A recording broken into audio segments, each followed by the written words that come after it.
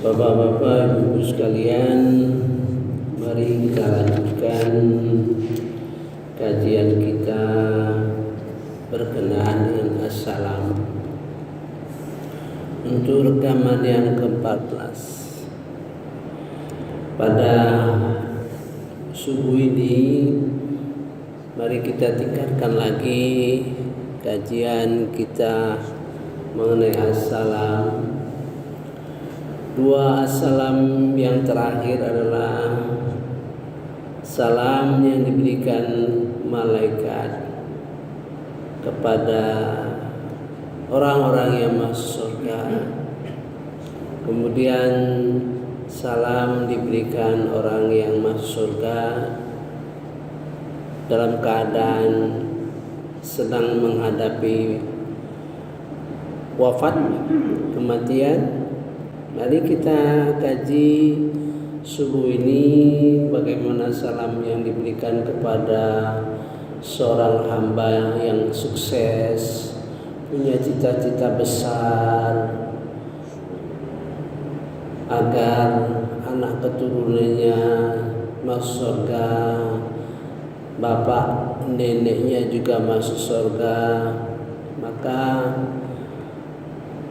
dalam doa kita, Rabbana hablana min azwajina wa min dzurriyyatina qurrata a'yun waj'alna lil muttaqina imama.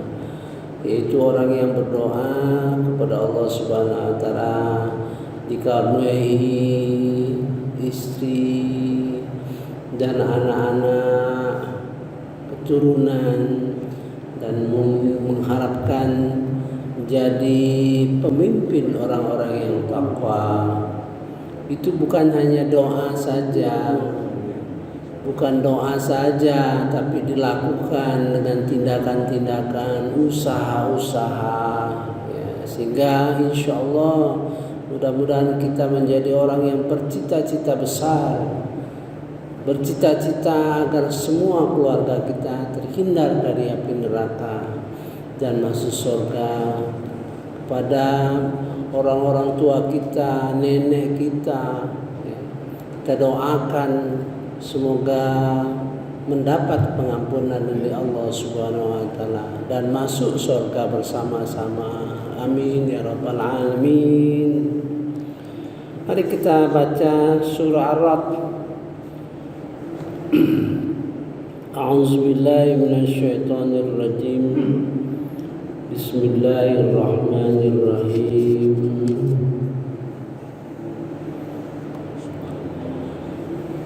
Ayat 23, yaitu surga-surga adnin, mereka masuk ke dalamnya bersama dengan orang-orang yang saleh dari nenek moyangnya, pasangan-pasangannya dan anak cucunya.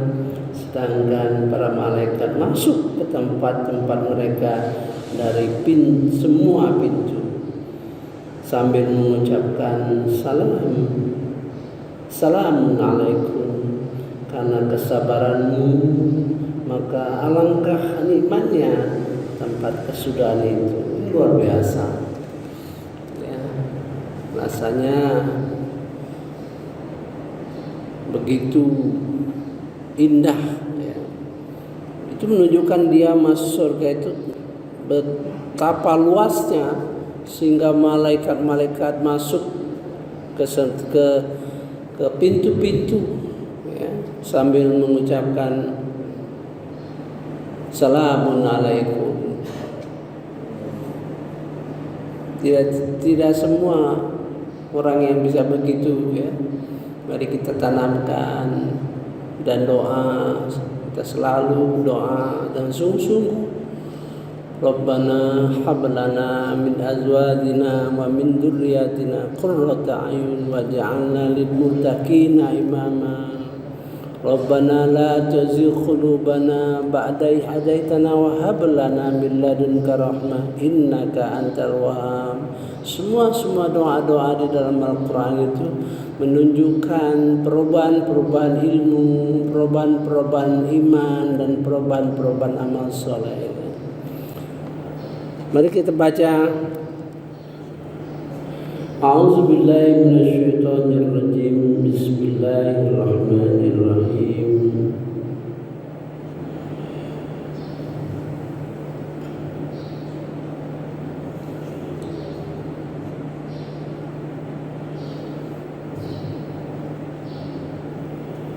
Jannatu 'adnin yadkhulunaha, yaitu surga-surga adnin yang mereka masuk ke dalamnya. Ini masuk sendiri. Orang yang kategori masuk surga itu masuk sendiri. Ya. Bagaimana kira-kira kalau orang yang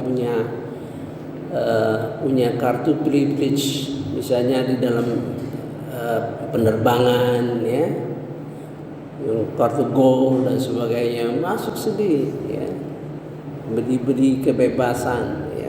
Yadkhulunaha wa man salaha min abaihim, dan siapa-siapa berbuat kebaikan dari bapak-bapak mereka, nenek-nenek mereka, wa azwajihim wa dzurriyyatihim, bapak, ibu, anak-anak, ya.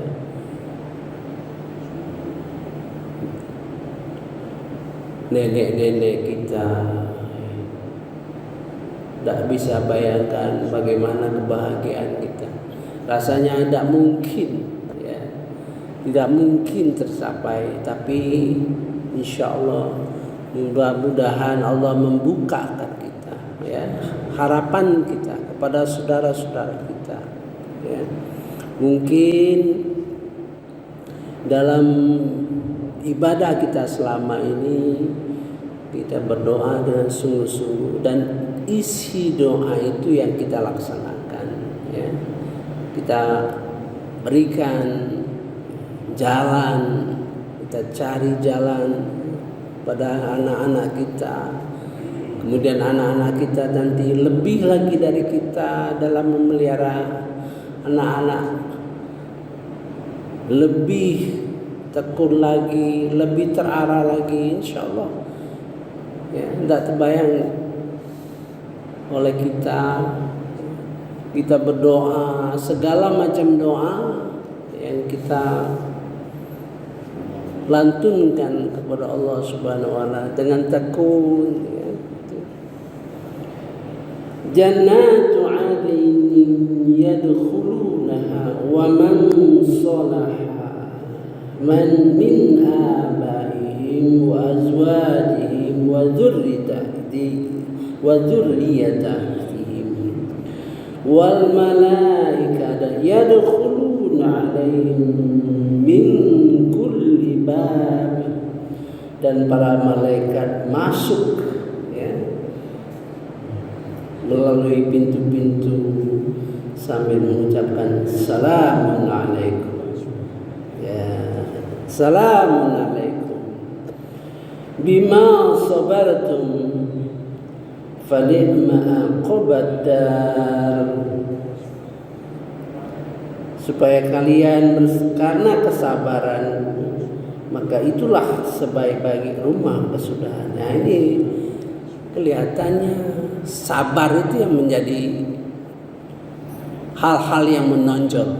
Nah, di sini sabar, ya, hal-hal yang menonjol, sabaran. Jadi dimensi kesabaran itu ada 3. Sabar dalam ketaatan, sabar dalam ketaatan, dalam mematuhi, dalam beribadah, itu perlu kesabaran, perlu ketekunan, ya. Sabar dalam mengkaji Al-Quran, sabar dalam menerapkannya, tantangan-tantangan kita. Kemudian sabar di dalam menahan gejolak-gejolak hati yang dipengaruhi oleh setan, sehingga bisa menghindari dari perbuatan-perbuatan yang haram, ya. Kemudian sabar dalam menghadapi segala cobaan, sabar dalam menghadapi tantangan-tantangan. Nanti mungkin kita harus lebih dalam lagi, ya, kita bongkar lagi Al-Quran, sabar di dalam 3 hal itu. Ya, mudah-mudahan kita cukup waktu sehingga betul-betul kata sabar itu meresap dalam diri kita. Kalau sabar itu dicerminkan di dalam ayat Quran, itu bedanya. Karena ayat-ayat Quran itu kata per kata itu menunjuk gerakan daripada ilmunya Al-Quran itu. Ya. Berbeda dengan orang yang hanya paham terjemahan. Ya. Mudah-mudahan ya. Di sini menonjol sabar.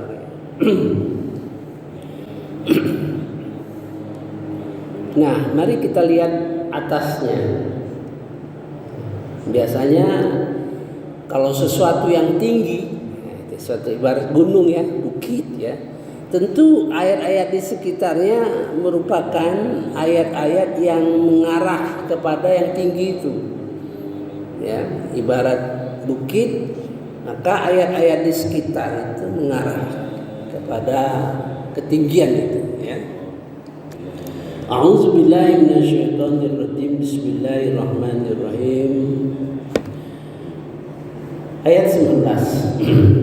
Maka apakah orang yang mengetahui bahwa apa yang diturunkan Tuhan kepadanya adalah kebenaran sama dengan orang yang buta?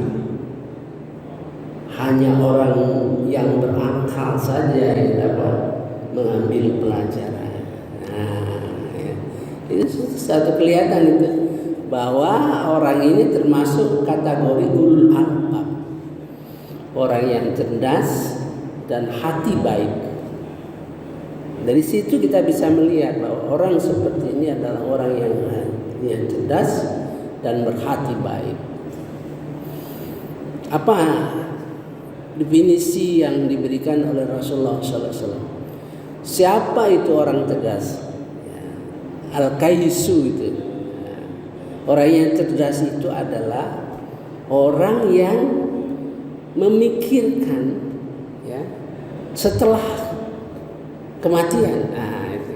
Jadi orang yang cerdas itu orang yang memikirkan, bertindak ya, agar dia selamat setelah kematian. Nah, itu orang yang cerdas menurut Rasulullah SAW. Kalau menurut kita kan orang cerdas itu orang pintar, sarjana, sukses dalam kehidupan gitu. Itu menurut kacamata kita ya. Mari kita ikuti apa yang menjadi kacamata Rasulullah SAW. Afaman ya'lam annama unzila ilaika min qablikal haqq, gitu ya. Maka apakah orang yang mengetahui bahwa apa yang diturunkan Tuhan kepadamu, kepada Muhammad, ini saya sudah sering sampaikan, apabila ayat Al-Quran itu berdialog dengan Nabi Muhammad SAW, itu menunjukkan bahwa ayat itu ayat yang sulit bagi kita, gitu ya.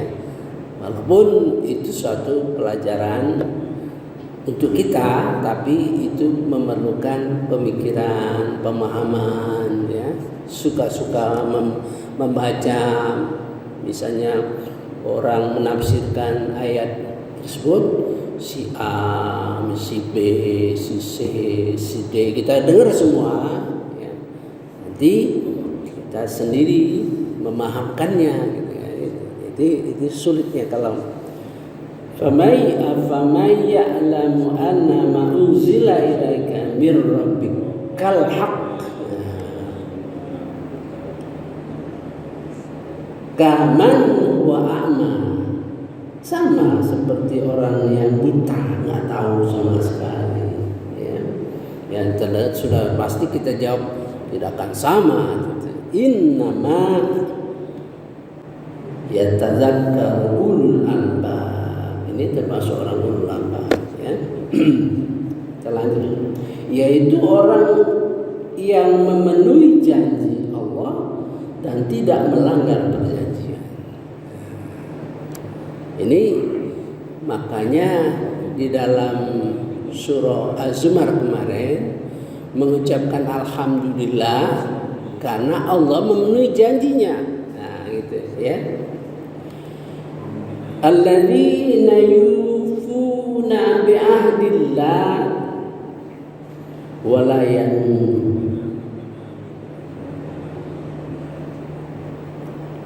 yanqudu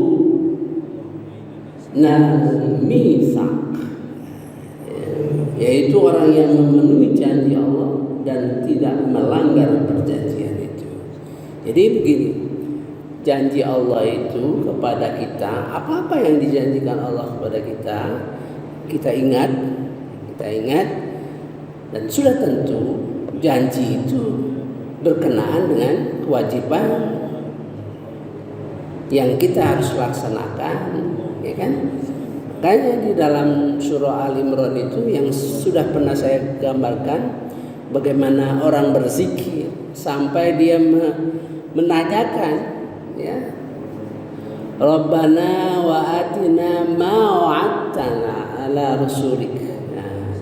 Ya Allah, kami minta janjimu. Nah, berarti orang itu tahu janji-janji Allah itu tahu kewajiban-kewajiban apa yang kita harus kerjakan, sehingga dengan melaksanakan kewajiban-kewajiban tentu muncul keinginan kita berhak, gitu, ya.